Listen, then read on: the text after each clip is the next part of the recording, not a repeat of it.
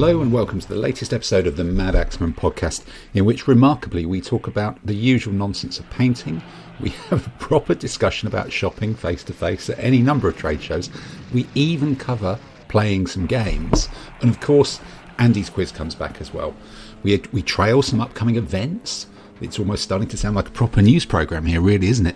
And we talk about everything from AC/DC to the Ottoman Sultan and how being caught by the Ottoman Sultans might be rather tricky. There's a bit of 3D printing, which follows on from last week, so we've even remembered what we did before, and the usual nonsense with all 7 people. Sit back, enjoy the podcast. This means war.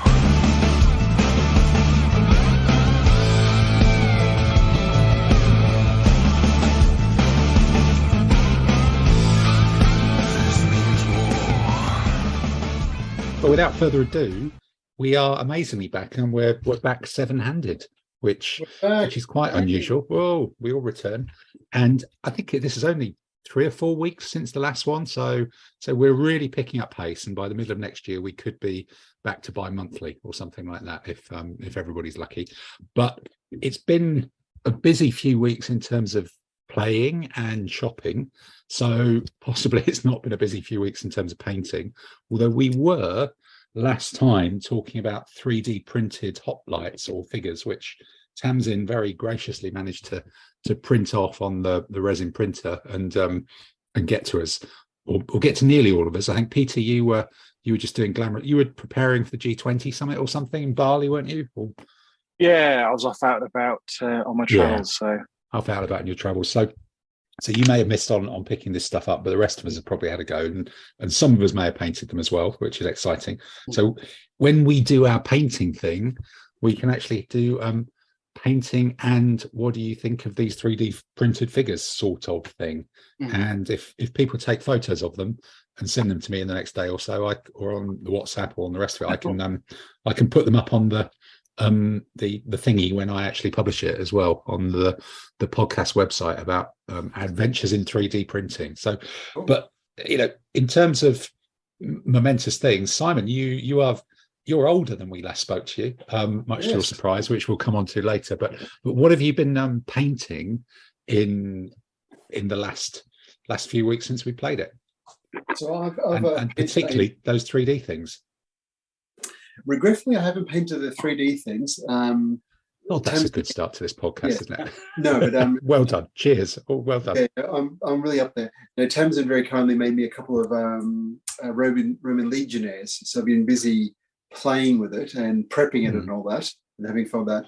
But haven't had a chance. But they all had supports on them using this terminology. So this was like a Roman legionnaire in mid-walk with the pillar sort of poking forward, almost like a nice prodding effect. So there was lots of supports under the arms, the pilum, under the feet and all that. So very carefully. He basically comes in a cage, doesn't he? I guess. Sorry? Basically, the figure comes in a cage, almost. Very much so. It's a very similar effect to what I got when I bought my 10mm fantasy figures. They're all in a cage. You can see being built up from the base plate upwards. Okay. So those haven't been painted. Has there been anything else that's been painted in the last few weeks since the pod, or have you been busy doing real stuff? Now, I've managed to achieve a grand total of 4 cataphracts. Okay. So I picked up 25s, 15s, just the 15. So I picked up at BritCon. I bought. They were forged in battle were there, so my credit card had a slight accident on their website on their site. Yeah, and so I bought some of the nice cataphracts they've got just as random cataphract figure. So, nothing particularly exciting, but a couple of the models had the cataphract with a, it looks to be like a spear or a lance with a brass or gold. The windsock, you mean? Yeah, the windsock goldfish type of thing. So between that and another guy with a big hammer, that's the included general, because we've always got to have one of those for a cataphract. Yeah, got to have some windsocks, Yeah, they come up really, really nicely. So with a bit of the various army painted dips and contrast paints, look nice and shiny, nice the contrast, the ink goes into all the gaps and all that. Look quite nice. Okay. Oh, cool. Good. All right. Well, on Painting World, I'll go then to Dave on the basis that I can see you painting something or fixing something even as we speak. What's the last few? Oh, you're de-standing or whatever it's called, decluttering the what's its name thing. Which one did you have? I've got some Bara, and I apologise, Tamsin. I haven't had time to. That's fine. Painting them, but I'm just cutting one out of his cage. Yeah. As we're sitting here talking, and they're quite nice figures. And these are, you've got 15 and 28, have you? Oh, look, he's out of his cage. Okay, he's off and running.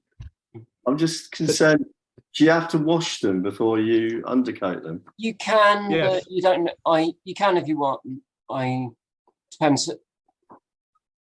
Depends how much you like them, I guess. I've primed directly onto the plastic. I spray primer. I've done directly onto the plastic, and I think I've done airbrush onto plastic. Works fine. Right, I've got this one, 3 of his cage now. First Bara, and the cage isn't too bad to get off, is it? No, shouldn't be. They come out quite well. There's a lot of plastic, a lot of resin around them. You think you've got to cut away, but they don't. They come out fairly easy. Yeah, it does, doesn't it? Some of those supports you can even remove just by pinching between fingernails.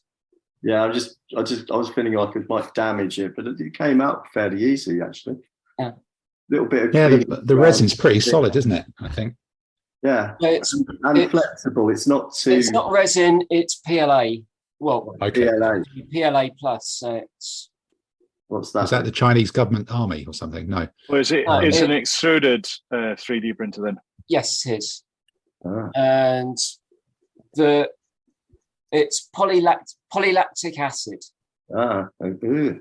So it's Okay. right. With various extra extra chemicals put in, to improve flow and such like that. And make it a And garish pigment. purple. Yeah. Yeah. Is the garish purple a kind of key part of it, or do you get to choose that? You get filament in all sorts of colours. Okay, all right, that's good.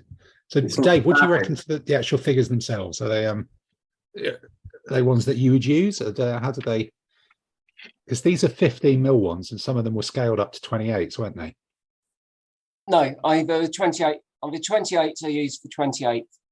Okay, all right, they were designed differently. I think they've been the sculpting had been intended as 15, and the company just used the same sculpt, expanded up to 28. So the company scaled them up, not you. That was it. Yeah. That's the difference. Yeah. Okay. The 15mm, they're quite detailed. Yeah. Yeah, and given it was a printer that you said wasn't particularly super high resolution for this sort of stuff, it was pretty solid, I thought, as well. What do you glue the shields on with? Super glue, epoxy. Okay, super glue works, does it? Yeah. Yeah. Right, I'll just try that then. Okay, he's doing one as we I speak. use gel super glue. I didn't want to melt him or anything like that. No, it won't melt it. You can't use things like liquid polystyrene cement because it No, just like nothing. It isn't the stuff. Okay. All right. Well, Dave, is there anything else that you painted in the last few weeks? I can't believe I'm going to say this, but how long ago was the last podcast? 5 weeks. I think it was September. Object 5 weeks. 5 Oh, weeks. so you must have done some Vikings, mustn't you? I Or you hadn't think finished I- them by then. In which case, I probably painted almost all of a Viking army in 5 weeks. That's impressive. That's I pretty really solid. enjoyed painting them. That's why Hmm. they've come out. I mean, I don't know. I'm short of 4 basic spearmen and 2 Irish javelin men, short of an army, but that's it. Wow. And they've come out. The Fortune Battle Vikings. The Fortune Battle Vikings are really, really beautiful. They've come out really well. They've come out really well. Yeah, I think those Dark They're Ages lovely ranges figures. might be the Dark Ages ranges might be better than the proper Ancients ones. Oh Actually. no, the Dark Ages ones have come on a level. I think because the sculpting's just got it absolutely right. I can't wait for them to do another range. If they do medieval Even better, biblical. Biblical, yeah, that'd be good. Biblical Yeah. be nice. Some nice Assyrians. Yeah. Yeah, Hey, Dave. another Assyrian Yeah. army. That would be it. Okay. We'll All come right. on to that later. I've had a terrible time with them, but never mind. Right. Okay. No, Well, no, let's. they come out these Forged in Battle Vikings. I particularly like the traders carrying booty. You've got the world's biggest baggage camp, or Yes, no. So each base has got a bloke with a duck or a box, or he's got flames or something like that. Hang on, let me see if I can find the guy with the flames. okay, he's actually on fire. His helmet's on fire. Yeah, as You've well. got a flaming Carrying a Viking. torch at the back. Can you see him at the back now? Oh, I see. Yeah, he's actually carrying a torch. Yeah. Oh, all sorts of different stuff. There's a lot of variety, Yeah. and the Huskarls in particular come out absolutely beautifully. Yeah, nice. Oh yeah, Oh. and a big shout for Damien at Donington's Viking flags again as well. Hmm. Yeah, no, I saw you use if quite a lot of those. anybody's, I mean, we could actually do a prize with it. I've got about 3 bags of transfers left over. I think I overdid it a bit, as I usually What do. flag transfers?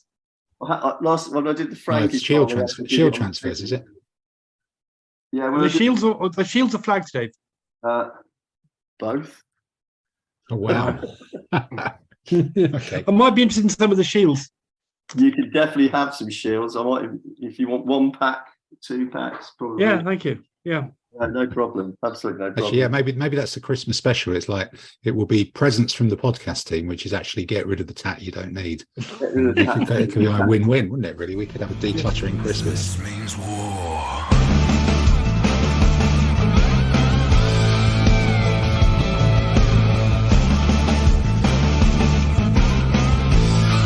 This means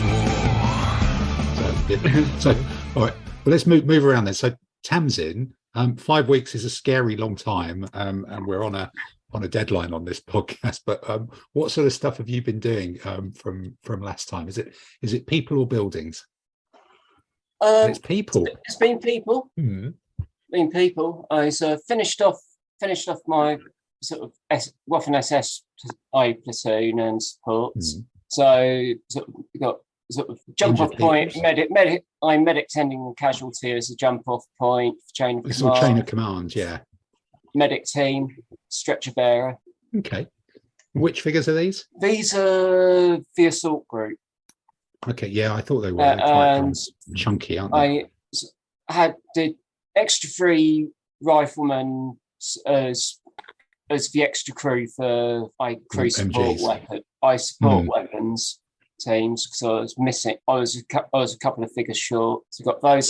Please tell me those cat badges are actually part of the figure, and you can sort of dry brush them on. They're parts of the figure which I've then sort of Highlighted, yeah. highlighted. I think it was sky grey paint I used. Okay.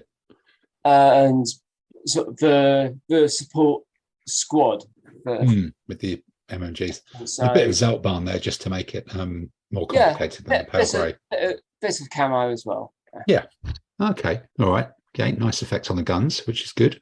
And a couple of officers in sort of the leather trench coats. One as a senior leader for chain of command. The other is going to be a jump spot. I'll be building up some extra stuff on that base. He's practically looking at you saying, he's not just stood there in the middle of an air patch of ground.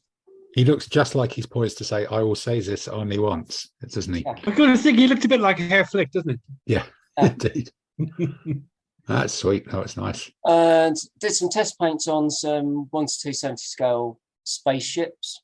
1 to 270. That's an unusual scale. Yeah, it's X-wing scale, so it's a little bit larger than 6 mil. Right. Okay. So that looks like a sort of Star Destroyer type thing. Oh, here's some ghouls. Yeah. Yeah. Is this is that the 3D right, ghoul? so- Or? Right, looking at what we've got here, we've got two variants of the.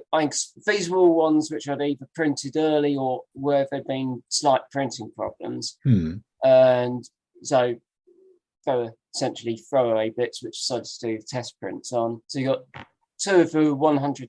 These are all traveller vessels. 2 of the 100-ton Type S Scout Courier, a 200-ton Free Trader, and 20-ton jig. Okay. Is that the one with the heated rear windscreen? Or does that I'm come not out? sure Is that if X extra? I'm not sure if it is or isn't. Probably got afterwards. And then did I see the ghoul? Was that a 3D ghoul? Yeah, that's Or I Wow. painted up 3D. I painted up one of. Hmm. So I'd have a go at painting up one of the 3D printed figures myself. Left the shield off to just to see how it came out. The way you've done the the way you've done the pants with the fluorescent green, the blue is quite striking. Yeah. Sorry, Asterix, the Came goal. out. Yeah. So didn't quite get the highlight. The highlight in the blue highlights right in the middle of the dark blue, but no, it's close enough for government work, isn't it? Yeah. Really? Yeah. Yeah, he's got a clearly identifiable face and a bit of yes, character, and you can see his and hair. of course, it wasn't until I was editing photos that I noticed that I'd got blue paint on his left hand. Of course, That yes, wasn't you always deliberate get extra bits. No, a lot of it. So, how long did it take to print out a 28mm figure, or did you do some multiples at once, or is it one at a time? I was doing them in groups, typically about 3 or 4 figures, and it would be about 4, depending on what figures they were. About works out about an hour per figure. Whoa! Wow, that's a long time. Anywhere between, I think the Celts were the quickest, about 50 minutes, and I'm trying to remember which was the longest. I think it was I think it might have been the Persians. So I suppose that means if you're doing an 8-hour day, it's kind of something like when you get to about 60 figures, it's actually quicker to order them in the post from someone. And actually, I have got it worked out. Yeah, I've made. There's a spreadsheet somewhere, or something like that. Is there a screen share coming up? I think so. I might have done I got them done as slightly faster printing settings, but the Celts was 8. When I was working out bits, Celt was 82 minutes. Wow. The Greek hoplite was 150. Per figure, or to print 4 at the same time. That's average per figure. Wow. My God. So I did those calculations by sort of. So if you did by filling up either print plate. Yeah. Okay. Printer beds. So if you did it using a resin printer, you'd be able to do a whole load at once, wouldn't you? Yeah.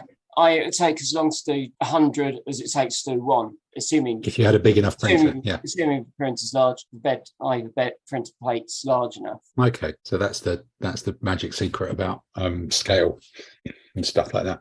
Well, it's not so much for scale. Different type of printing. Different type of printing technology. I think. Okay, just quick. So resin printer, you might as well fill up the print plate, the plate. Yeah, and it can just be completely blocked. Okay. Yeah. Does the resin cage go in the recycling? No. Oh dear. No, sadly That's not. one of the bits. Say no. Some places might. Right. Yeah, look on your local council website. That's probably the answer. I think that's important. Oh, right. Okay. All right. Intriguing. Well, look, Andy, you were waving one of these figures as well, I think. Which one did you paint up? Yeah, well, Tamsin gave me a couple of the Gauls. One of them had a bit of an accident. He's now weaponless, and you can interpret that how you like. Right. And when I started painting them, I did put paint on them, and I then found it kind of pooled, and it wasn't great. And then Simon said to me, "Oh, did you wash them?" So now I have. So then I had to sort of scrub the paint off with the toothbrush. It was a bit of an effort, but I've done that, and I've started again, and they're coming quite well. And I've actually even put some of the contrast paints on some of it, and some of the contrast paints are taking quite well on it. Yeah. Being Gallic warriors, I'm not going to try whether... fancy trousers like yours, but I mean, subject to that, they seem quite simple quite easy to paint. Yeah, because of the filament, I've layer lines. I wasn't so. I didn't do try washes on mine. Yeah. No, but I'm going to have to make some. Give them a spear or something and work something out with the one that's broken. But I basically got these 28mm figures for commanders, and I must say, cutting the struts off them, I didn't find that difficult or fiddly at all. So I thought that went quite well. They're very light weight-wise, which is obviously good if you were having a whole army of these things. So after my initial misunderstandings with them, I'm certainly in the 28 mil scale. I'm generally happy with them. I think, yeah, they're pretty good. I mean, I don't have 3D printing. I'm not sure I'm going to go down that route. But if somebody said, here's some of these guys, do what you want with them, I'd say, thank you very much. Yeah, they're quite useful. I'm holding up to the screen. Don't know if you can see it. The figure I was painting. Yeah. So I've given him a sort of a white hair, the white hair thingy, the lime in the hair. So that's makes that easy. So yeah, I'll paint try and do his eyes, give him a moustache and stuff, and make him look a bit Gallic. Paint the jewellery on him, and then that's kind of done. Apart from that, I've just been painting little bits and pieces. I kit bashed some light infantry from bits I had left over for an army for Brixham, and I'm in the middle of painting those. And then I've also 2/3 painted some British stuff from Pendraken, which I bought at Selwig. And at Selwig, I bought stuff, then found, of course, when you open the cupboard, that you've already got some of the stuff you didn't actually need it for. But there's other things which you forgot to buy. So Simon kindly said this is a plug and a shout out here. Simon kindly said he'd buy some stuff for me if I sent an order through. So I phoned Pendraken, and their website said it's too late to order. You've got to do it a week before. But I spoke to Leon and said, will you have any of this stuff at the show for someone to buy? And he says, we'll print it for you, and we'll cast it for you. This was on Wednesday. I spoke to him Wednesday evening, and he already casted it and had it for picking up. So that's excellent customer service. What a star! Absolutely, yeah. So shout out for Pendraken. Their customer service I found excellent, that's good actually, because there are so many other wargaming podcasts which always talk really highly of Pendraken. So now we've got an excuse to join in as well. We're kind of. I mean, I just believe that people are quick to moan about things. If somebody does something good, you should highlight that as well. So, yeah. No, that's grand. Good. Excellent. All right. And Peter, I'm guessing you've not done much in the world of painting, as you've been away and about, but I don't know. In the region of nothing. Basically due to being away from work and not wanting to go through multiple airports with various solvents stuff. Fine. Okay. Is painting below the radar of a world champion these days? No, I've got different opportunity to do some Cold War stuff. Don't know if you want to go on to stuff we bought. And let's do the buying thing on the next one. So then, all right. This means war.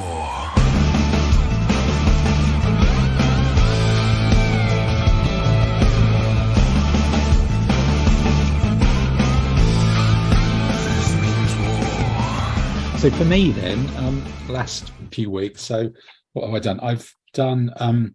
I've nearly finished a dozen of the plastic, what box set are they there? No, they're from Fireforge, they're Deus Vault range. Because I've obviously had those Almugavars for a while. And, excuse me, I've done a dozen of their military orders Templar Knights, which, as far as I can see, are basically generic late feudal, early medieval knights. It's a mix of barded and unbarded horses, and one of them has got like a big cross thing, religious crossy thing. But they're nice. After buying the Almugavars, I was like, I'm going to buy some more of these Fireforge things because they're pretty good. So I've got this 4 bases of 25mm plastic knights that are nearly finished. I'm just doing the kind of last light washes and things, and I've dug out some really old transfers that I think were from a set of Space Marines from about 15 years ago. So as long as you don't look too closely, they've got Templar crosses on some of them, and then some of the other bits and pieces are kind of heraldic things, which as long as you don't know what they're from, and I've just told everybody are from something else, so they're kind of looking all right. I've been doing a few more Almugavars. They're not finished yet.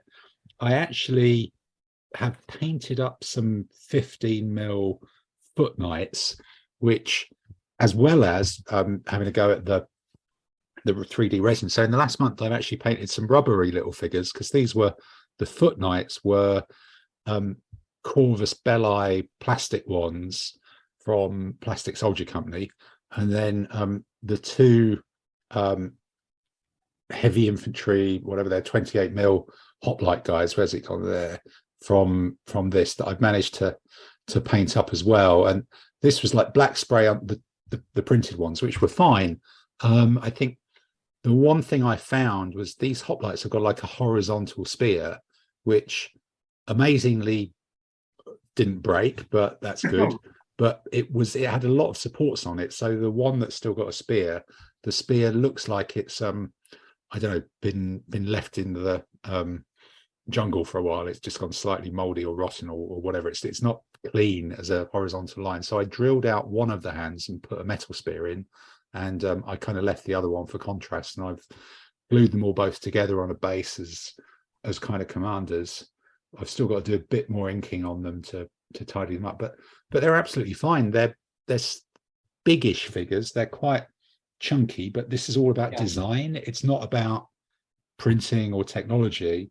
You know, you compare them next to a I've got some Victrix hoplites who, honestly, I think in a battle line they would stand up to sort of all right, but the Victrix guy's got a much smaller head.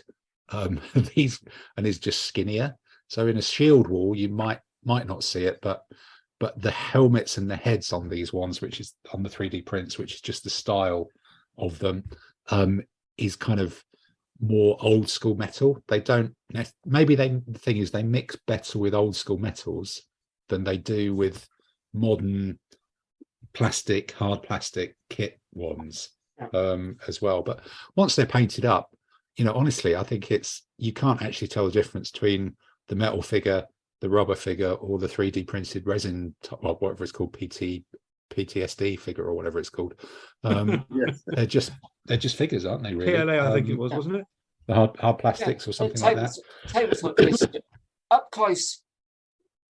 I mean, like Up really close. In the photos, you could make out where the layer lines are. But that's blowing up a photo to a full screen, isn't it? Sort of everything looks terrible. Foot away, holding it a foot away, you can't see them. So. No, you just can't. So actually, it's just about figure design, really, isn't it? It's, do you like the design, and how much do they cost? And they all cost about the same. They're not they're not wildly different at all. So yeah, and I did the 15mm ones as well, which I think, to be fair, I thought they were a little bit harder, you know, scaling the detail and on the shields and things down was, but then again, it's a 15mm figure, so I kind of squeezed one in between some cavalry on a commander's base, and look, it's a bloke hiding behind a shield, and I squeezed one in on a commander's base behind two metal figures, and he's a bloke behind two metal figures. It could be anything, really. The what else? I lost one of the shields, not really anyone else's fault but mine.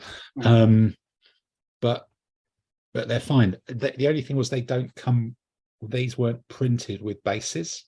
It was just the feet. Yeah.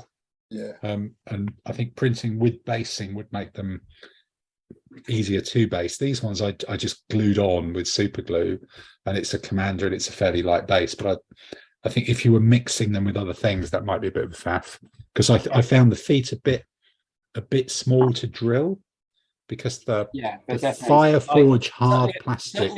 Either 15mm ones, definitely. Oh, 15mm impossible. Yeah.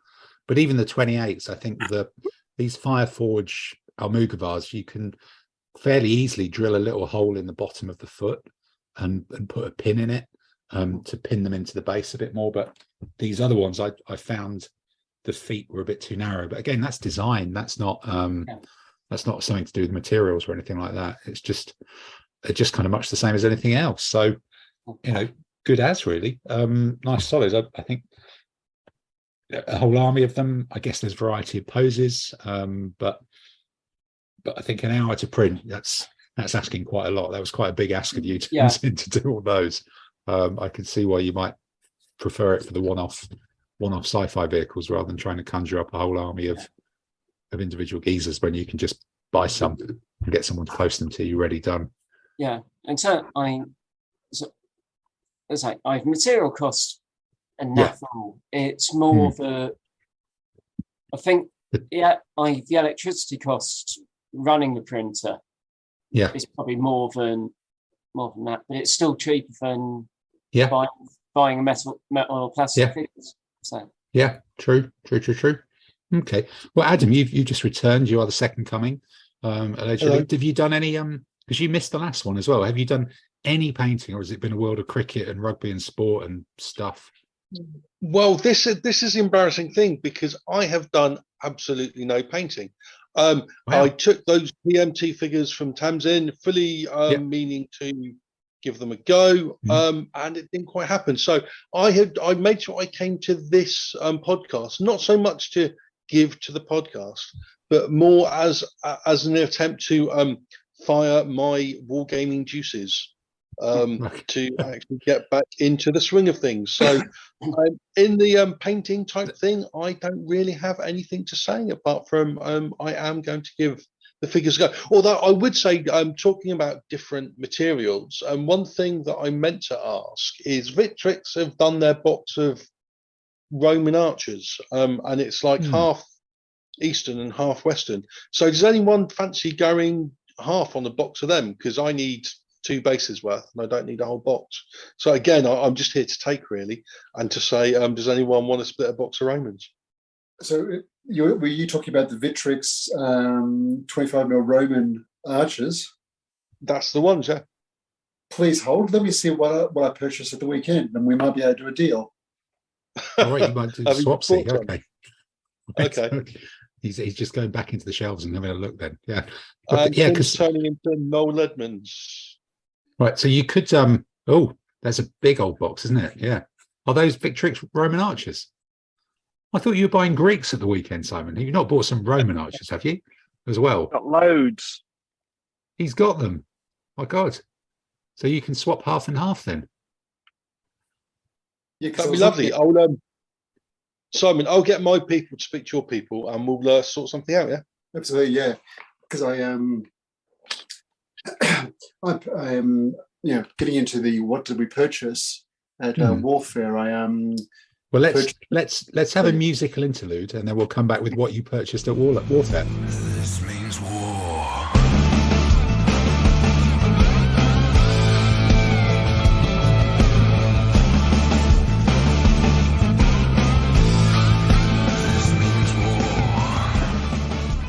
So then, where shall we start with what you purchased at recent shows? It's looking around the screen. I know someone who's keen to talk. It's that man who's older than he was, Mr. Plastic Tank Owner, Mr. Leroy Mayer. Well, hey. Did by any chance you buy any plastic archers? I did. I seem to be talking to some random guy at Warfare about different armies and options and alternatives, and looking at all the various 25mm proper armies like Romans and Greeks and all that. So I've done Romans before. I've not done Greeks. So all of a sudden I found myself purchasing a bunch of Victrix, hoplites, phalangites, companions, cataphracts, and needed some bowmen. So I got the early Imperial Romans for the archers, because let's face it, at the end of the day, a bowman's a bowman in the period, and I just paint them differently. So, that'll keep me amused for a few hours. So, how many Victrix packs did you buy at Warfare? Or there is someone listening in on you?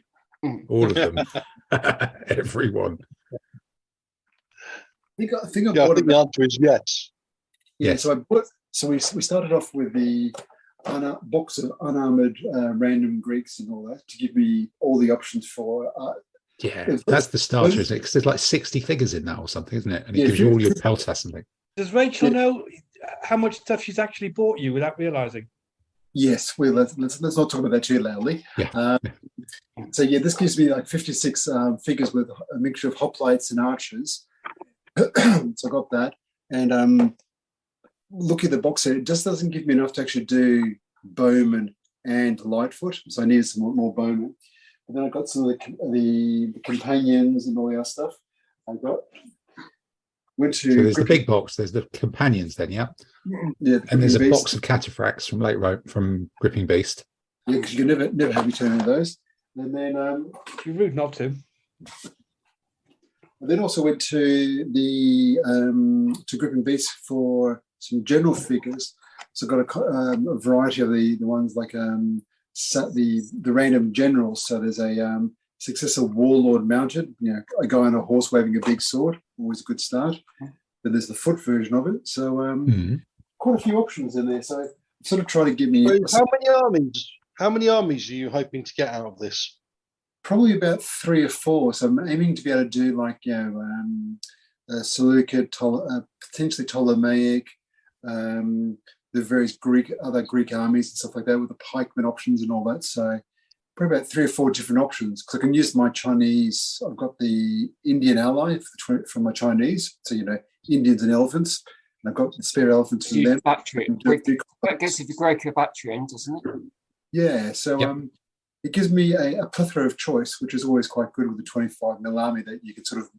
Part of the idea of going Greeks was to give you something that can really morph around and try different styles of the Thracians, the Turned choppers, the elephant, then some javelmen, some pikemen, and all stuff that I haven't done before. So that should keep just in how they're depicted. Are you worrying about whether the Flang Giants are wearing the little dresses or the effeminate trousers, or are you going with it doesn't matter?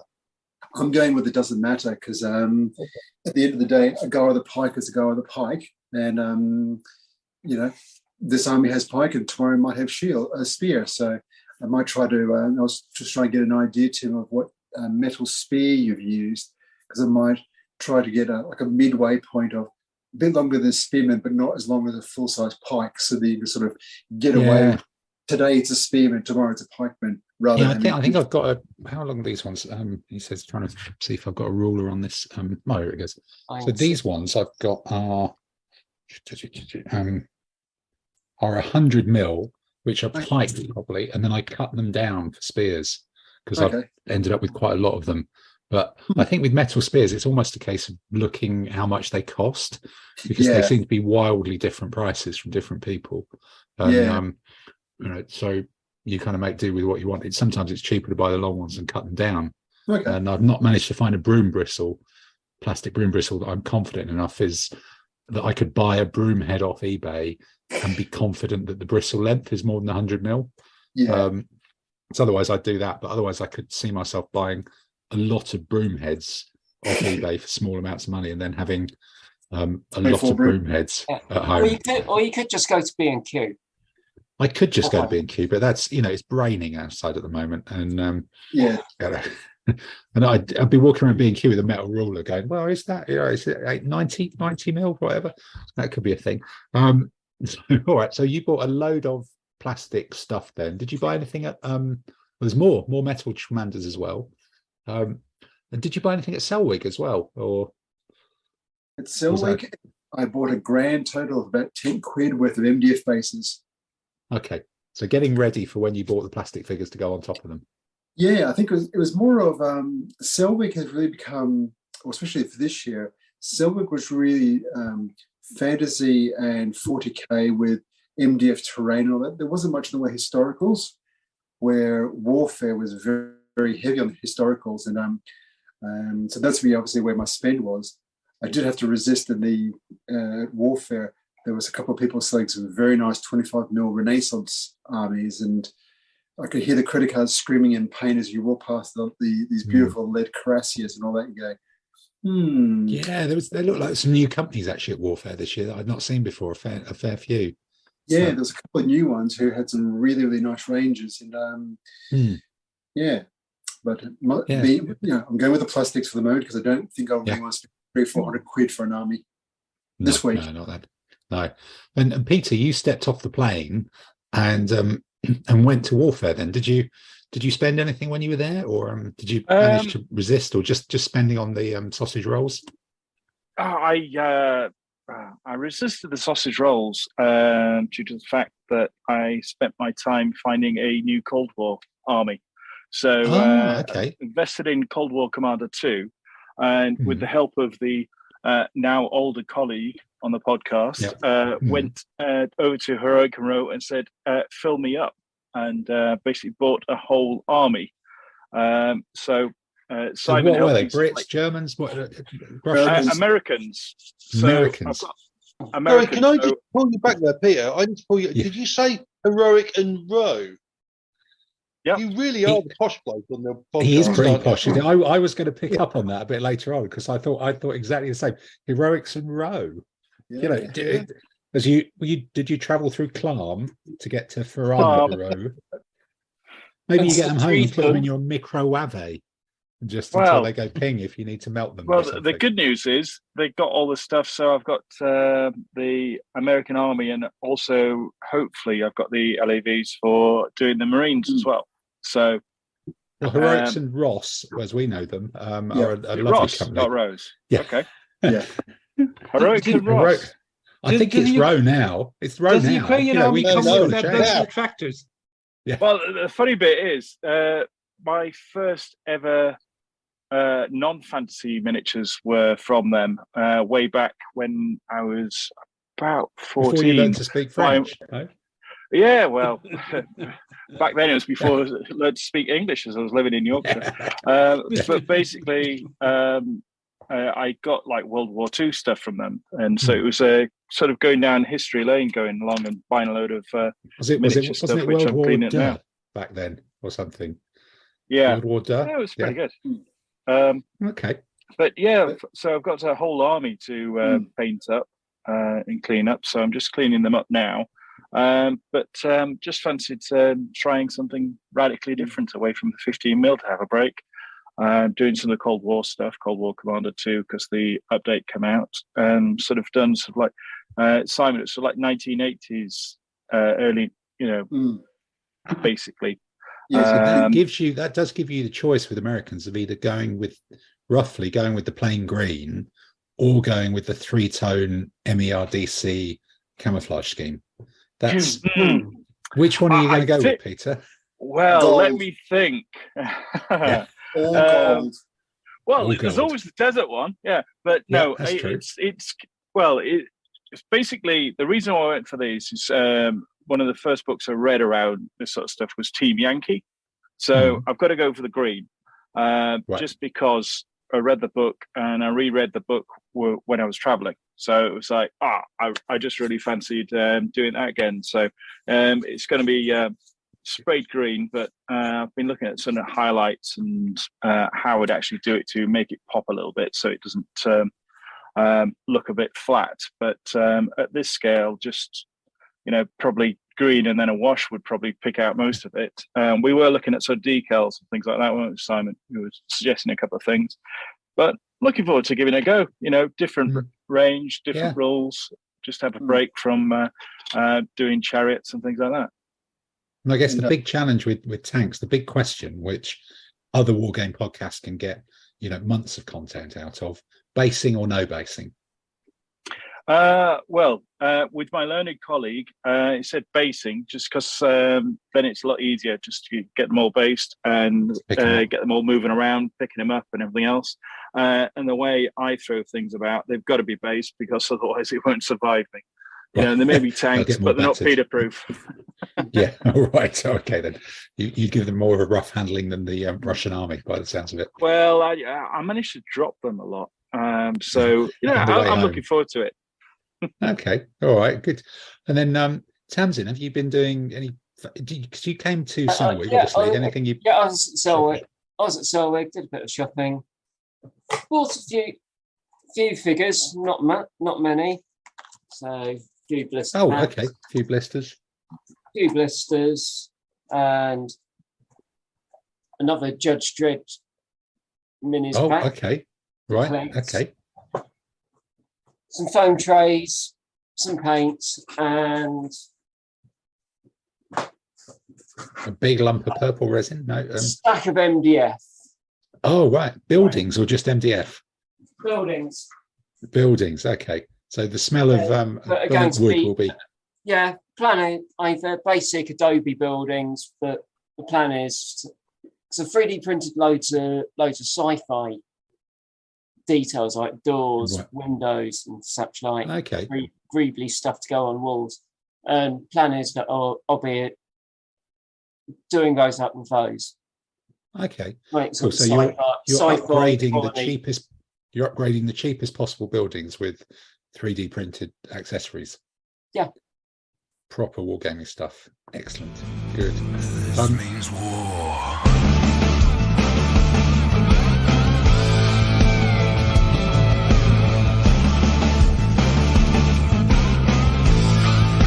This means war. Dave, did you so it's 2 shows that you've been to as well as part of the gaming kind of world. What did you buy at those 2?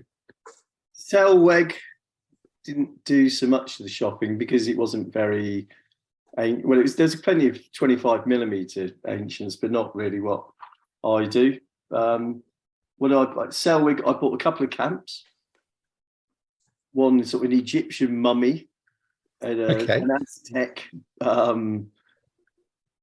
sacrificial site of some sort of thing, which I've still thought got to be painted up.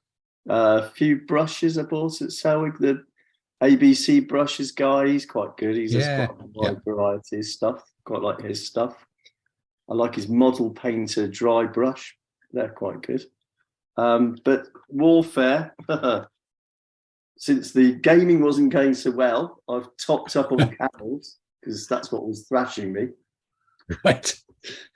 So Trying to get them into the last game. Draw of camels, whether they be impetuous or just normal camels or shooty camels. And I sort of, when I was on the camel theme, I bought a packet of cataphract camels just to keep the other camels in business. Honest. So that'll be the whole lot then. But so you had to say they were giving you the hump then? Oh, they were. Yeah, the bloody camels were. Andy, your voice has changed. It's like. Yeah, I've been practicing sounding like Peter. Yeah. Peter, isn't it? Pietro. I visited. Yeah, sorry, beg your pardon. I visited Colonel Bell's because they're always good to go through there. I don't know if they're second-hand figures or figures that. Yeah, I think they are. Yeah. Yeah. So I managed to get 4 Neo-Assyrian 4-horse chariots, and 2 of them are £9.50 each. Well, so 2 chariots, £9.50. Is actually a bargain considering they're £6.75 each now. Excellent. You've saved a fortune. And I've got 12 heavy cavalry for £9.50. Which is super duper cheap. That's not bad. Yeah. It's really good. That is good. Yeah.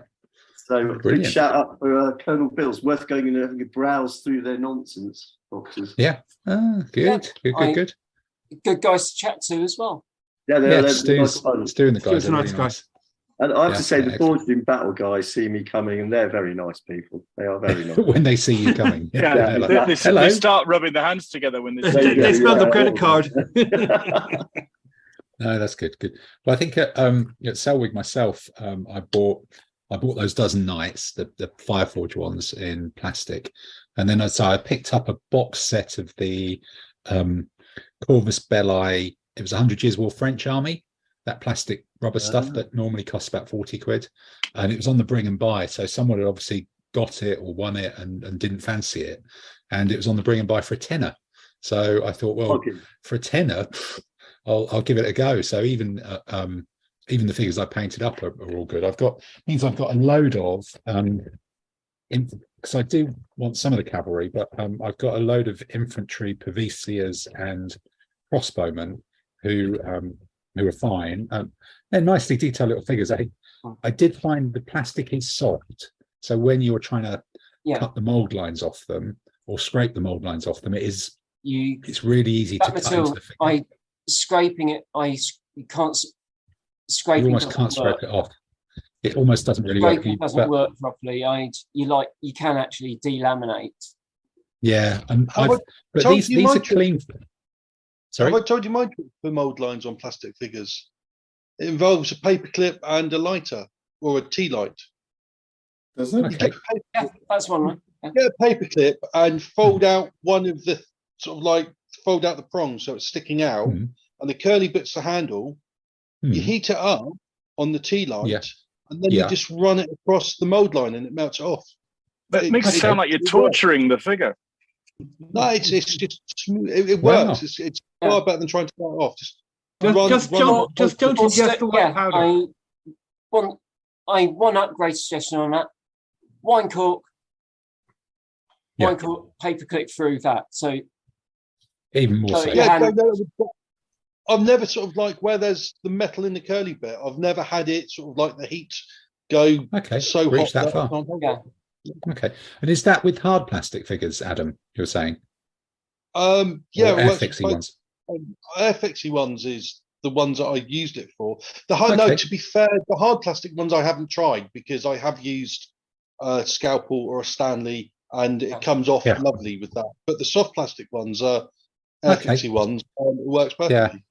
Yeah. So these ex-Corvus Belli 100 Years War, they're really nicely clean little figures, but they do have that mold line down the top of the helmet. And I think when I was trying to tidy up some of the flash on some of the horses, I accidentally ended up cutting some of the horses' legs because it's so easy to do.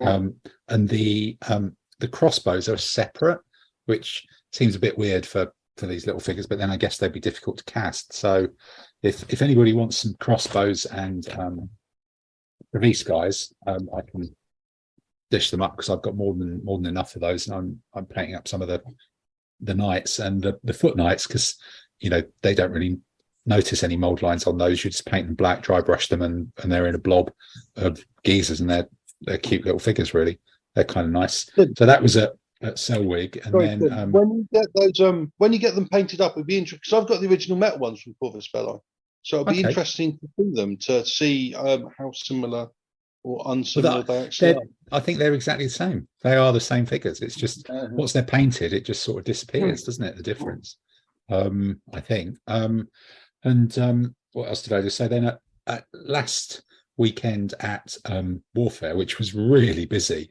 For the new venue, I thought it did really, really well. Definitely busier than last year at freezing cold Ascot, because although it did feel a bit cramped around the trade show area. I think hopefully they need bigger aisles or something next year. Huge amount of space for gaming. But so what else did I buy there? Yeah, I bought a box of those cataphracts, the new gripping beast set of something cataphracts. I can't remember which ones it is, because for my successor army we'll have some cataphracts as well. I think the new gripping beast ones is Parthians. Maybe it is. I might have bought the Roman ones actually, but I just wanted a set of cataphracts for my plastic successor army, which I'm going to paint up at some time, which I'm slowly painting as well. And then I bought a couple of other bits and pieces, which I'm just trying to remember what it was. Yeah, I bought some more plastic sets to use as prizes for Brixham, which is coming up in about 2 or 3 weeks. I realised that I've got some fabulous, goppingly awful Brixham trophies to match the fabulously goppingly awful Brixham trophies from last year. I think I've gone up a step in how horrible they actually are. I would find that very hard to believe. Well, let's hang. Yeah, Dave's waving one there. I don't say what it is. I'll wave it to you, and you can just tell us all in a verbal reaction. Where is it? What about this? Oh, look at that! Look, it's got a plaque on it. It's got there's a crab in there. Isn't it? There's a crab in there. It even says there's a dice there as well. It's all. Ooh. There's actually a dice in it. It's amazing. Look, dice. I think we need to tell the listening audience that it is actually. Yeah. Oh, I'm going to bleep that out, Adam. I'm going to bleep that out. Not that Tim has caught crabs. You'll be swamped with new entries for Brixham, Tim. You realise that? Yes, exactly. I could be. So there's first and second place trophies like that, but there will also be some proper some nonsense, free plastic stuff as well that goes with it. So that's all good. So yeah, that was kind of my main bit of purchasing over there. So I think that's it. And then just trying to look. Andy, what about your shopping exploits? Pendraken stuff. Some vehicles which Simon collected for me, the ones I gave the shout out for, and the infantry at Selwood, which I then realised I didn't actually need, but hey, I've got it, so what the heck. And in the bring and buy at Selwig, I picked up the basic set of Black Seas, the one that you Black Sails. Black Sails, Black Sails, yeah. or Black Seas. No, it is Black Seas. Black Seas, yeah. Black Seas, Yeah. yeah. So that's Black the one Sails is a series, isn't it? with the frigates and the I think it's got 3 frigates and 3 brigs or something. 6 brigs, yeah. Yeah. So at some stage I'll be looking at painting. Swearing about rigging. That's what you'll be doing. Probably, You'll be yeah. swearing about rigging. That's right, yeah. For months on end. Yeah. Okay, that's good. Wife of the high seas. And sort of finally, Adam, did you pick anything up at Selwig after your massive hiatus from painting and doing cricket? I didn't. And to actually echo what a couple of people said, I tried. I went with a budget and I thought, right, I'm going to buy some shit and buy some stuff and sort of like get into it again.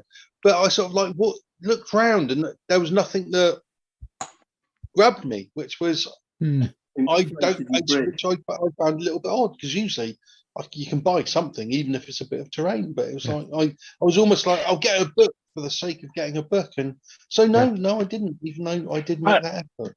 I mean, I echo, I think, what you were saying earlier, Tim. Warfare was very well set out. There was a lot of stuff there. I could have happily spent... I felt at Warfare there was a lot of new companies that I'd never seen before doing stuff I might actually be interested in.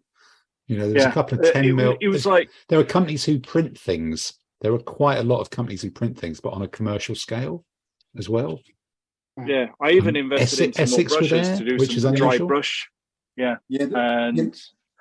There's a lot of stuff. Essex have always attended Warfare. I've always thought Warfare at Reading was probably the best market of any of the war game shows. There was some nice terrain manufacturers as well, sort of like doing the MDF kits as well. So you know, it's sort of like, as you're saying, gave me ideas for doing more stuff or slightly different stuff as well. So I thought it was a very good show for that. Yeah, I think the historicals definitely. You know how you were saying about there was some new traders there who were doing stuff on a commercial scale. There was a company whose name escapes me, and annoyingly, they're not on the traders map for the venue. They're in one. They were in the Discovery Hall, where the Bring and Buy was, and they were just looks like a small trader, and they had a whole series of quite nice range of 25mm figures. So they had 7 Years War, just some interesting figures. They had a whole bunch of pirates, so like Blackbeard and all that. So the resin printed ones? Yeah. So that's Black Scorpion. If it's pirates, Black Scorpion. I've got some. Black Scorpion. It's really they do nice. Single figures. Because I was very tempted because they had a bunch of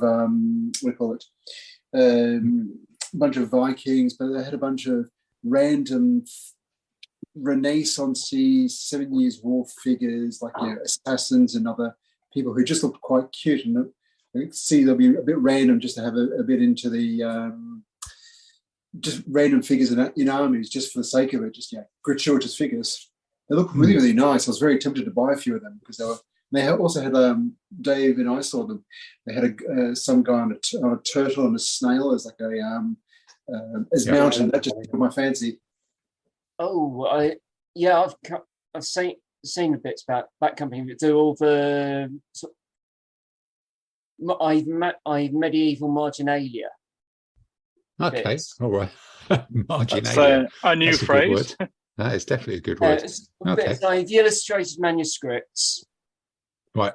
I see. Yes. The silly bits that you see in margins. Where someone gets killed by a rabbit and eating a snail or something like that. Yeah. Okay, all right. Well, look, that's a good note to end the shopping section on then, really, doesn't it? This means war.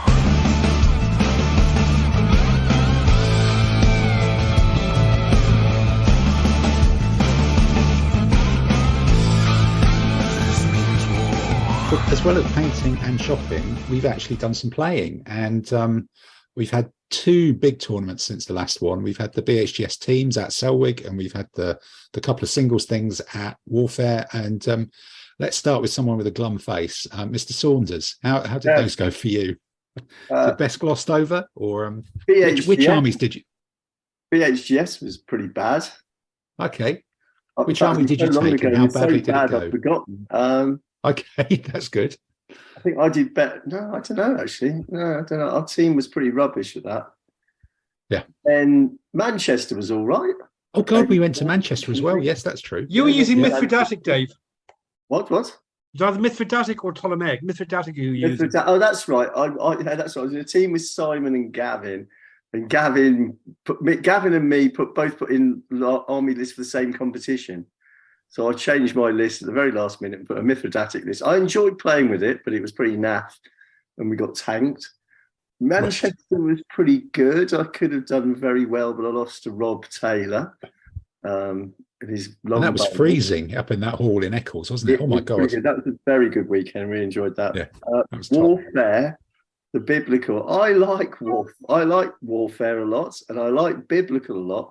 But I've struggled with this biblical competition this year. I've tried Libyan, Neo-Babylonian, and Ugarit. And the Ugarit came a cropper, but mainly to camels. Right. I'm a bit annoyed with the rules with camels. So that's why you painted up a load of camels. Okay. You can't beat and join them. Right. Okay. Well, Peter, then you missed Selwig, I think, but then you played in warfare in Biblical World. What army did you take, and how did your 5 games go? It went okay. It wasn't the best. Basically, I just came a cropper. I just hadn't had time to practice with the army, so I had the Chinese, and I was like, I felt a bit one chariot short and one chariot too many at times with the way the terrain landed. So I went up against the Rafa's mythical sort of like chariots that seem to go straight through everything like a knife through butter on Sunday morning. But yeah, I enjoyed it, but I think I'm with Dave on this.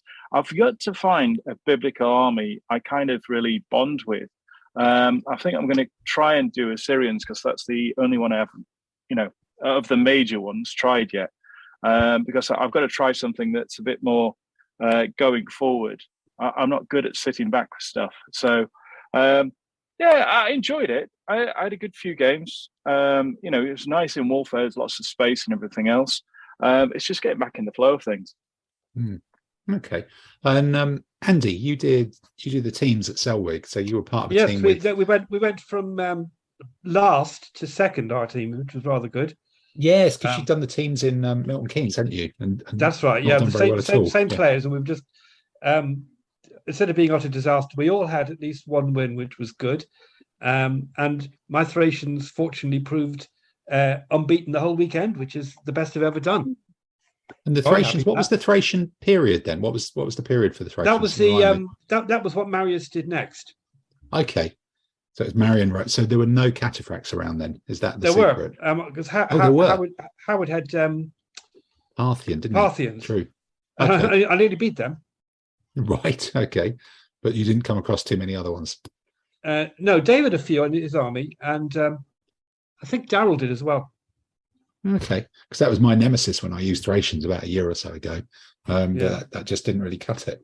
Okay. Andrew did well with his ambushes and hiding things with the Thracian army, and that worked a treat. Used the train and jumped out. Okay. Yeah, but Adam, your expedition in Selwig in the 28 mil has to have an elephant period. That was really good. It's like my first competition in almost a year, and won 3 games and drew 1.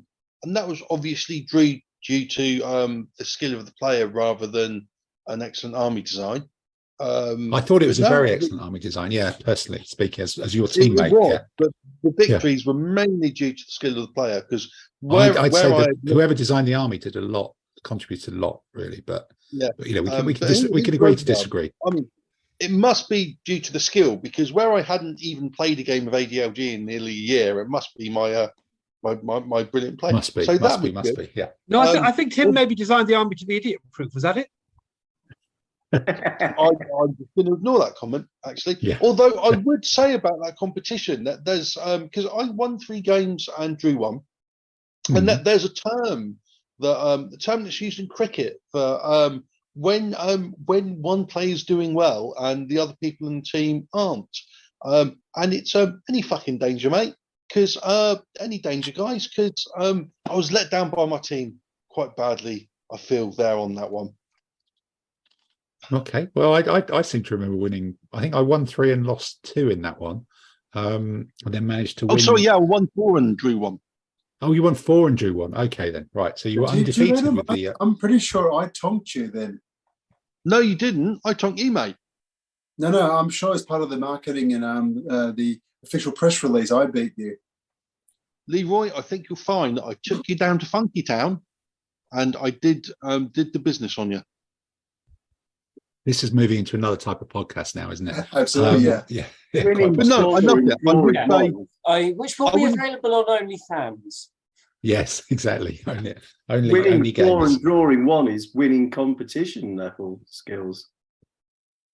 It would be something like that. I'm ignoring that. What I would say is I hadn't been to a competition in almost a year and I'd missed it. I loved it. It was a really good competition and it is a really good way to spend a weekend. So I really need to try to do more. No, good. I'm just trying. So actually, I've got the results here. So I'm looking for, where's it gone? 857. So that was a null draw. I've got it down as. So there you go.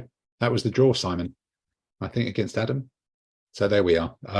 No, corrections. It's like the Guardian.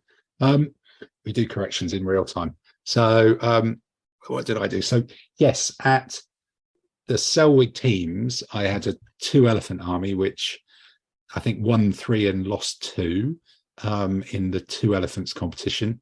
One was really, really close. I think it came down to the last roll of dice against Steve Nice. And then I got absolutely run over in very, very short time by Harrison's Timurid army, who just ran up, charged into me, and I took all my stuff off, and it was kind of not very good at all. And then we went up to Manchester, and I used the later Hungarians, a lockdown painted army from the beginning of lockdown. I think I was starting to paint them when COVID happened.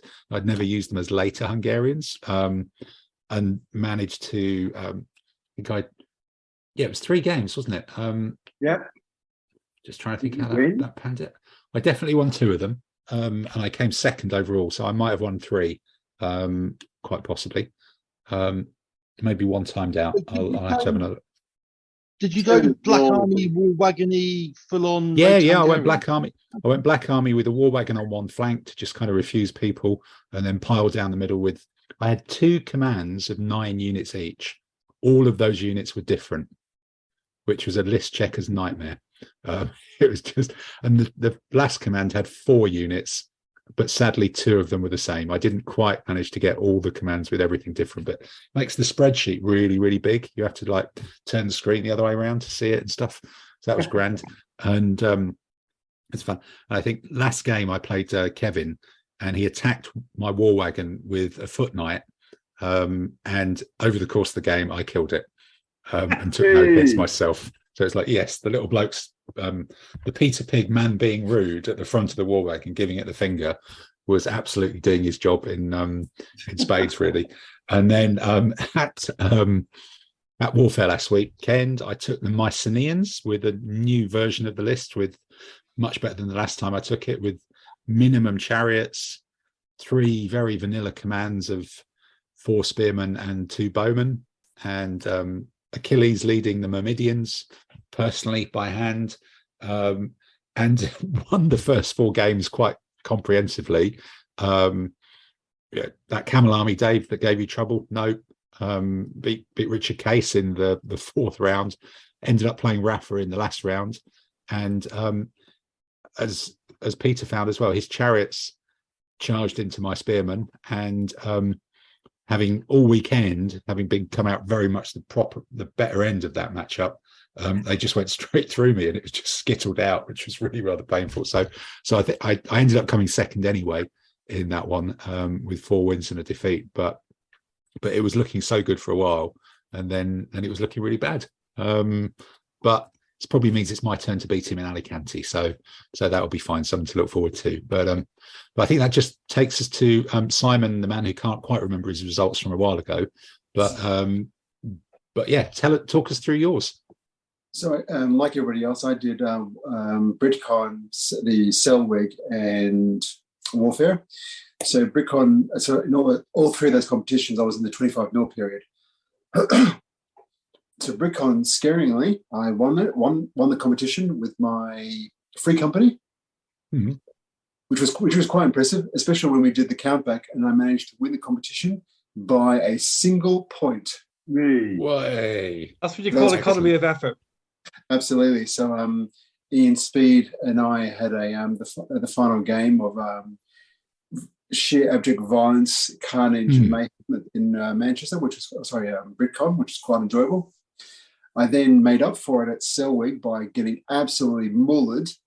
So I think I managed to come out cost neutral with either 1 or 2 wins, 2 very big defeats, and the draw against Adam. So no, I beat them.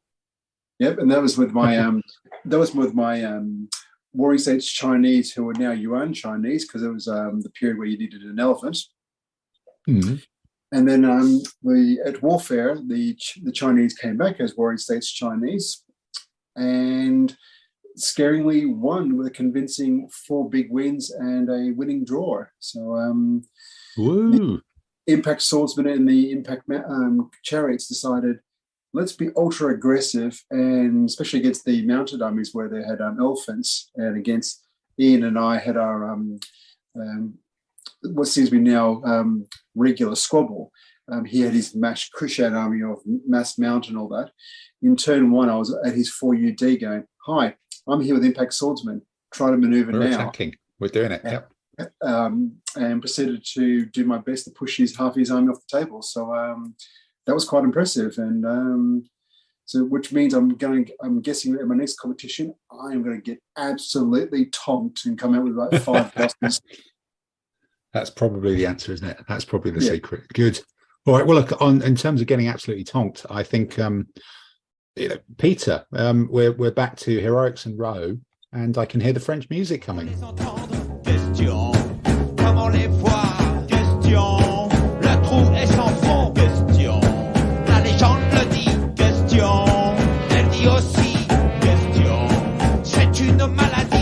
look, there it was, the musique française. After Simon told us about being tonk-head, and that our own Heroics and Ros hero, Mr. Quizmaster Finkel, run us through what we were talking about. If this quiz is linked to the news cycle, nobody will even remember what you were talking about 5 weeks ago. It's just a different world, wasn't it? The last one was called Good King Charles, and there were 3 questions. The first one was, which country's King Charles XII suffered a major defeat at Poltava in modern-day Ukraine in 1709 and was detained for 3 years by the Ottoman Sultans? Sweden. Yep. Okay. Well, imagine being detained by exile. Imagine being detained by the Ottoman Sultans. Oof. You went into exile. Well, it was kind of detained in Turkey rather than being detained as such. I don't think that's going to disqualify the question. Right. Yeah. Right. Question 2. Next one. After the Vikings in the 9th century captured Paris, which Carolingian king had to pay them a ransom to get them to hand back Paris? Was it Charles the Bald, Charles the Simple, or Charles the Fat? Fat. Yep. Fat. Proper wargamer. Yep. Right. Which nation carried number 3? Which nation carried the Royal Navy warship Royal Charles? Captured the Royal Navy warship Royal Charles and turned it into tourist attraction in their home country? Netherlands. Yep. C'est bon. Bring on the music.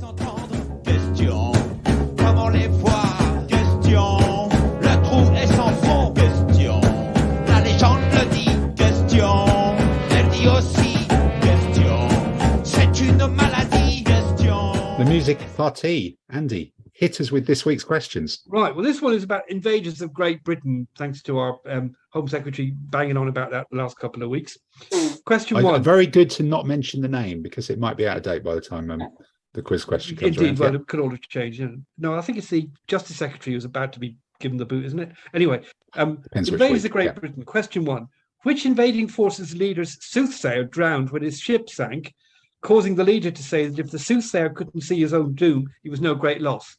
I think I know the answer to that. And it's one of Julius Caesar, Emperor Claudius, or William the Conqueror.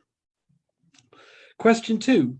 Which Viking leader needed 300 ships to transport his army to Britain, but only 24 to take the survivors home? Definitely know the answer to that one. All right, well, I won't give you the choices then. Right, okay. Question 3. Which of these ports was not the landing point for an invader who later became King of England? Milford Haven, Hull, or Brixham.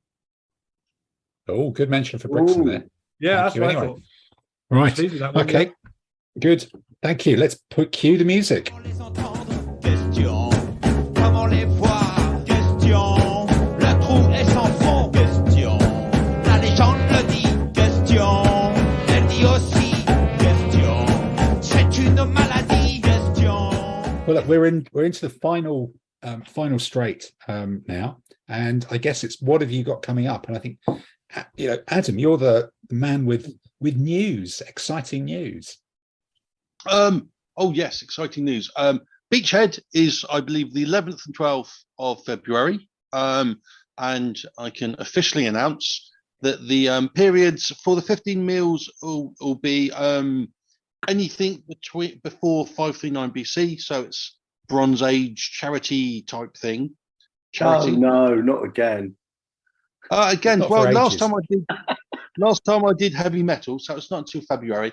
I was thinking of going just Bronze Age, so you could have the 2-horse chariots without all the sort of like later ones getting involved, because that would be very different type games. But I don't think there's enough armies around. Yeah, I'm coming and I'm bringing the Hebrews. Just don't allow camels. No, it's just anything for 539. Oh, hang on a minute. I've got 2 bags of camels. I can paint them up. Yeah, you can do Brilliant. a Tuareg army or something. Or do a new army. You'll be good. Beachhead is where? Bournemouth. Yes, Bournemouth. Oh, sorry, Bournemouth, as they call it. It's just Bourne. it's slowly gone over to the south. It's, Peter, Bournemouth, Peter, as far as you're concerned, it's Bouche de Bourne. La Bouche Bouche de de Bourne. Bourne. Yes. Right. And what about the big the, toys? Big toys. I've gone with actually anything before 31 BC. On the grounds that I think Bronze Age biblical stuff is less popular than 25 mil. So to make sure as many people that want to come as can come, doing the proper big boys toys, it's going to be sort of like classical and Bronze Age. Bring what you want and have at it, really. So that's Are tickets on sale already on the Beachhead site? By the time that this podcast comes out, they should be. They should be. So excellent. I'm going to confidently say yes there on that one. Do we get them from Entoyment, or where do we get them from? Oh yeah, if you it's on the Entoyment website. There's a Beachhead tickets link. So if you just type Beachhead 2023 into Google or Entoyment, it will take you to where you need to be. Yep. Good. That's all good. Yes, the Beachhead Show, beachheadshow.co.uk or entoyment.co.uk. Look at that. That's all good. And we've got Brixham. And we've got Brixham as well, which is currently running at 38 players with 24 in 15 mil and whatever that was, 14 in 25 mil, which is a flip from last year. But we've got a whole set of thing, and the big news there is I've arranged for an AC/DC tribute band to play in the local town hall on Friday night, which is perfectly geared towards the demographic and not something you get at many other war game shows. It must be said. So we're upholding the high standards of which will be let down by the desperately poor trophies, which are especially conjured out of God knows what, really. So that's all very exciting, and that's a couple of weeks away, and we're looking forward to the Christmas lights down by the sea and fish and chips and 40 wargamers hitting an unsuspecting town and mingling with cover band heavy metal fanatics from Devon, which there's just too much going on there even to think about. Well, you might know highway to hell. You might know highway to hell. So heavy metal music Friday night, heavy metal wargaming Saturday. Exactly. So the highway tail being the A30 across Dartmoor, potentially, if you get stuck behind a caravan. Does the AC/DC tribute band do karaoke? I'm not sure there is a big difference. I think the difference between them, you couldn't put a cigarette paper between karaoke or an AC/DC tribute band from the West Country. It's all good. So that's exciting. And then there'll probably be a bit more painting. Anybody else got anything that they've got coming up that they're doing? Simon, what have you? What's in your pipeline, so to speak? Yeah, we've got the inaugural ADLG competition on the 27th of November, the Clive Memorial Wargaming event, which will be good. We've got, and if anybody wants to come down to London for that, how do they enter? Do they get in touch with you or? Yeah, so the details are on the Facebook site. They're also on the ADLG forum and the Central London Mob site. It's a one-day event. There's 12 players already. It's basically 30 Years' War and a few other random armies. So there's going to be at least one Chinese army because someone just wants to be difficult. And if you don't have an army, we could lend you one. Don't worry. Yeah. So that'll be good fun. Cool. Does that mean whoever wins that is world champion of ADLGR? Yeah, and it's probably one of the larger of the Renaissance competitions in the UK at the moment. Yeah, it could be actually. I think it could be the second biggest one after Burton, actually, with a dozen players. So, that'll be quite something. And okay, that's excellent. Anybody else got anything coming up that they're? Tamsin, you've got more stuff coming to you in the post to paint and shop, or are you just MDF opening for a while? It's mostly the next couple of weeks. It's going to be the smell of burnt. Prepping and priming the various spaceships that I've printed. Printing. So just over a month until the Analog Hobbies Painting Challenge starts. Oh my God! Smells coming from your flat. So the smells coming from your home won't be Christmas pudding then. No, but unless some of the stuff paints like that. It'll be. Depends. Do I aerosols? Do I spray can prime or airbrush? God, too many choices. And Peter, I presume you've got a week of. You've got kind of a couple of weeks of trying not to paint tanks gold. I'm basically going to be spraying these like mad and sticking them down and trying not to get glue all over the place. But the other bit from Warfare, I bought some dry brushes because I saw this paint technique called slap chop. So it's how to get it on and actually get some highlighting and stuff on it. So I'm going to give that a go with some of the 28mm stuff because I've got a little project to do a 28mm chess set with miniatures, so I'm going to have a go at that for a laugh because I've got some different pieces, and plus I'm looking at possibly getting a resin 3D printer. You are going to get a printer? Ooh! Thinking of getting a resin 3D printer. I've been looking at it. Yeah. My God! You do 28mm chest because it's got night. Ventilated room to put it in. Yeah, the garden. He's gonna put it in the pavilion, Tamsin. He's gonna put it in the pavilion. It's one of the things you'll find with a lot of people find with resin printers is that you need to keep. They don't work brilliantly if it's below 25°C in the room. Below 25 degrees. Well, I'll have to see. I'll have to see where I can do with that. But it'll be fine. Yeah, it'll be good. Well, I'll just get one of the kids to go to university and take over their room. Yeah, exactly. Can do that. All right. Who else have we got left? Andy, have you got anything coming up in the next couple of weeks? And we run into the final seconds. I've ordered other than the ADLGR thing. I've ordered a special army commander for Brixham. I hope it arrives in time. Okay, good. It's from Hayland Terrain, who did the Monty Python type figures. Okay.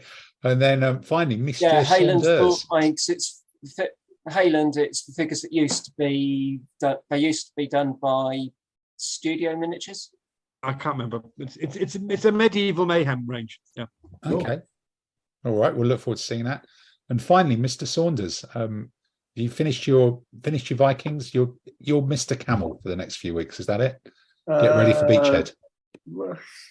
Yeah. Well, if it's going to be biblical, then I'm definitely going to be cameled up, and then I'll find the camels are rubbish. Right. Good. Well, we'll do a rule change halfway through the tournament. No. I'll just give him a practice. No, the protocol is Dave and I have a practice game. Then he changes his army list. Exactly. That's usually the way it was.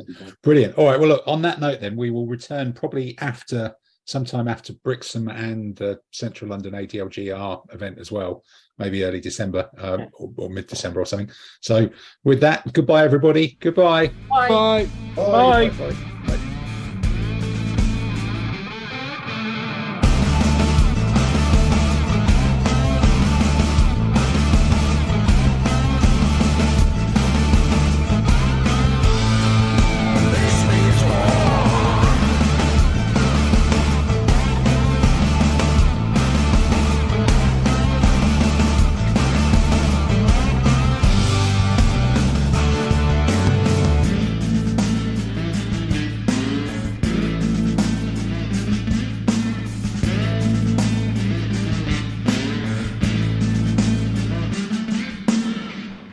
want to just do Peter and Simon talking about the ones they won?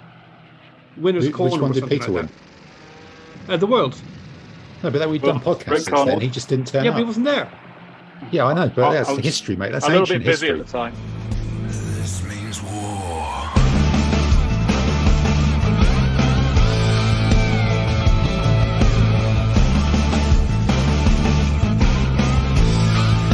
This means war.